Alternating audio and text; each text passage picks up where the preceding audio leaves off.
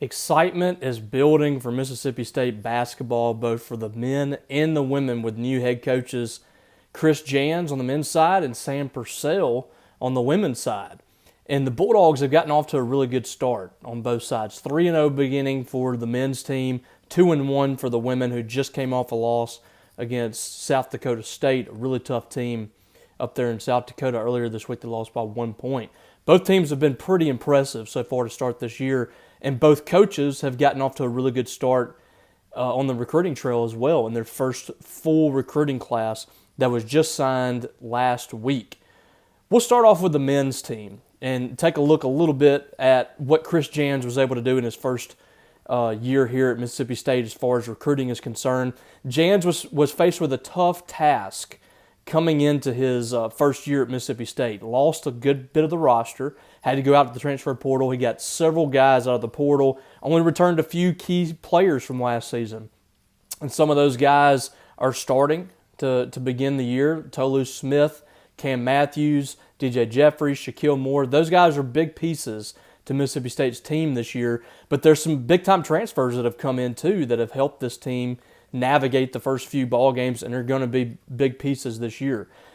Now, moving in the next season, it's going to be really interesting to see what this next group does for Mississippi State from the recruiting trail. Chris Jans has been known to go out and get some kids that flew under the radar, some guys that a lot of teams didn't necessarily want, and he's really made those players key pieces to his team. We saw it a couple years ago and last year with New Mexico State, and he's doing that hopefully at Mississippi State as well. Went to the junior college sector of college basketball and is going to get two really big-time scorers that's going to help them next year. Two guys that, again, under the radar, people that other teams are not really after. And Chris Jans, I think, can make these two players key pieces to his team moving forward. One of them is Jaquan Scott out of Salt Lake Community College, and another is Lorenzo Trey Fort out of Howard College.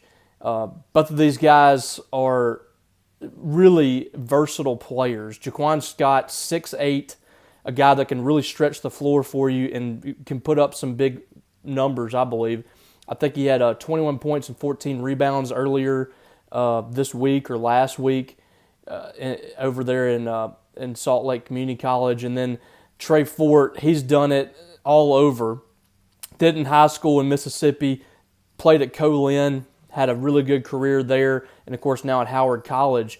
And he had, I think, 27 points the other day. So both of these guys, like I said, long athletes that can really stretch the floor. They can be shooters in the mid-range, shooter from long distance. They can get you points down low. I mean, I think both of these players are going to be able to help Mississippi State offensively right away. And that's something that I think this team in particular is looking for right now, are some players that can really fill it up and put up some big numbers on the stat sheet offensively. I think both of these guys have a chance to kind of propel Mississippi State on the offensive side of the ball next year. But also, they can defend too. I think both of these players are going to help you on both sides of the floor. So I thought good pickups for Chris Jans. Not going to blow you up as far as recruiting rankings are concerned. And being in the JUCO ranks, a lot of times those guys are under the radar anyway and are not going to be rated highly. But both players, I think, help you next season. Chris Jans also went out and got Adrian Myers, who came out of a military academy in Virginia, and another really good-looking athlete, 6'7", 185, athletic as all get out. He's really explosive at times when he's getting to the rim, and another player that I feel like can stretch the floor. All three of these guys are super athletic, and I think that's what you've seen so far with Chris Jans. He's going to get some athletes out there and really wants to defend the ball and do things. Started off on the defensive side of the floor, and that's what we've seen in the first 3 games this year. These 3 players kind of match the identity of Chris Jans, what he's looking for out of players, what he wants to do on both ends of the court. And it all starts on the defensive end for Chris Jans. He wants his players to get after it. He likes to press. He likes for defense to lead to offense and transition. But also these players can get you some points in the half court as well. The fourth player that they pulled in A little bit different than the other three, this is a true center in Guy Chol, 7 feet tall, 235. He's going to be a load to deal with down low, and a player that is just outside the 4-star range on the 24/7 composite. He's actually the highest ranked commit for Mississippi State. So 4 players that I think really do some different things for you, and you can kind of piece them in there with the roster that you're going to have next year, and I think they will mesh really well. This class ranked in the 50s for Mississippi State. It's not going to be on anybody's radar, but that's kind of where Chris Jans lives. He's going to live off the radar, and then when you see him on the floor, it's not a team that you want to play. There's going to be a bunch of junkyard dogs. They're going to defend the ball really well, and they're also going to be precise, I think, on the offensive end too. So I think all 4 of these are going to be good players for Mississippi State and good complementary pieces for the Bulldogs next season. And a couple of them especially, I really like the 2 junior college guys and Trey Fort and Jaquan Scott. I think Chris Jans really, really did a good job identifying the talent there. His staff is very good at identifying players and also developing too. So that's something that I think fans can really get excited about. These players aren't going to stay the same when they get to Mississippi State. They're going to steadily get better, and he gets players that fit what he wants to do as a coach at Mississippi State. So I love this first group by Chris Jans. And then you have an opportunity to go to the transfer portal, which I think he's going to be really excited about, and go fill in the rest of the spots for Mississippi State. And I think getting out there and getting another point guard could be really good for the Bulldogs. We'll see what happens with Tolu Smith. I would imagine this could be his final year, so you need another post player probably to come in. So, we'll see what happens with that next roster, but I think all 4 of these players are going to do a really good job supplementing some of the losses that you'll have. Flipping over to the women's basketball side, Mississippi State finishes with a top 25 class in Sam Purcell's first year, which was really impressive for the first-year head coach. He came in and put this class together without coaching a ball game yet. The 3 players that he got out of high school, he had to sell Mississippi State to those players. First of all, with them being nowhere close to around Starkville, all 3 of those high school players are from out of state and from far out of state. And secondly, he's got to sell his vision to those players without ever being a head coach. And Mississippi State was going up against several Power 5 schools for these players.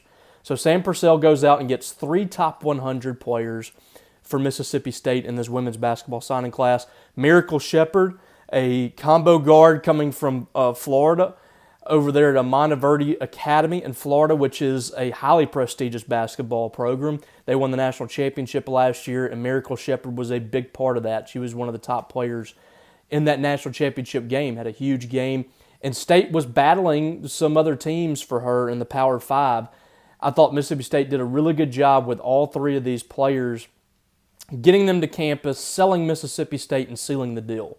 Because I really believe that those players were probably skeptical of Mississippi State coming in. But, Gabe Lazo, Muriel Page, Corey Irvin, and Sam Purcell, they went out on the road to see these players, built a relationship with them, showed them how much they meant to Mississippi State, and got them on campus. And when they got on campus, they were able to seal the deal. So really impressive job by them. Miracle Shepherd was the first one to jump, and then went to the state of Illinois, which was Corey Irvin's stomping grounds. And Gabe Lazo, Sam Purcell, Corey Irvin, they were really vital in landing Jasmine Brown, another guard coming out of Illinois. And I believe Sam Purcell was the one that was not going to be denied on this. I think he put in a lot of the legwork for Jasmine Brown, went to visit her, got her to campus. The State was playing catch-up with all these players, but especially with Jasmine Brown.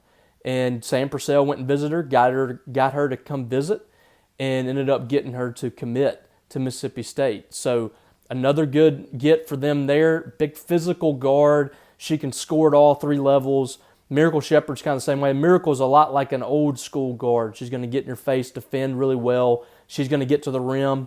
And both of those guards, I feel like, are gritty players that really have that tenacity to them that's going to get up in your grill, and I believe can be real factors on the offensive end as well.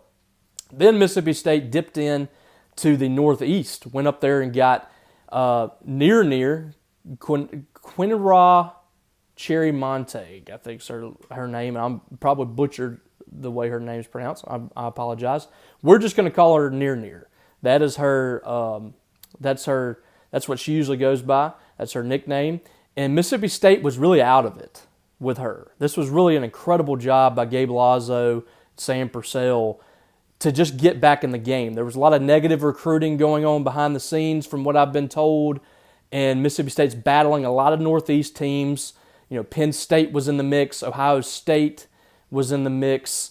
Rutgers was in there as well. And Gabe Lazo went up there for a visit to New Jersey and Atlantic City, got her to commit to coming to campus and taking a visit. When she got here, she just fell in love with the place. 6'4" to 6'6". I haven't found an accurate height for her, but a big, tall, long athlete. She can dribble the basketball. She can shoot the basketball. She's got a body built for the post, but a lot more athletic than most players her size. So I'm really intrigued by what she can bring to the table for Mississippi State. Obviously has the size, but she can get out and defend, has long arms, a big wingspan. And all three of those players, just like on the men's side, I think can contribute for Mississippi State right away next year. Really good job by Sam Purcell and his staff getting really big pieces for Mississippi State. They needed some guards, they needed a post player, and they got that. And then there's the wild card of the group, as Sam Purcell went to junior college to get one more player. Melanie Timms, coming from Choctaw Central and then Jones College. She was a great player in high school at Choctaw Central, of course, playing for Coach Bill Smith, who was at East Central Community College. Then he went over to Choctaw Central. Choctaw Central was one of the best girls program in the state of Mississippi. I would contend probably the most storied program on the girls' side, possibly in the state of Mississippi, outside of, on the academy side, maybe Leak Academy.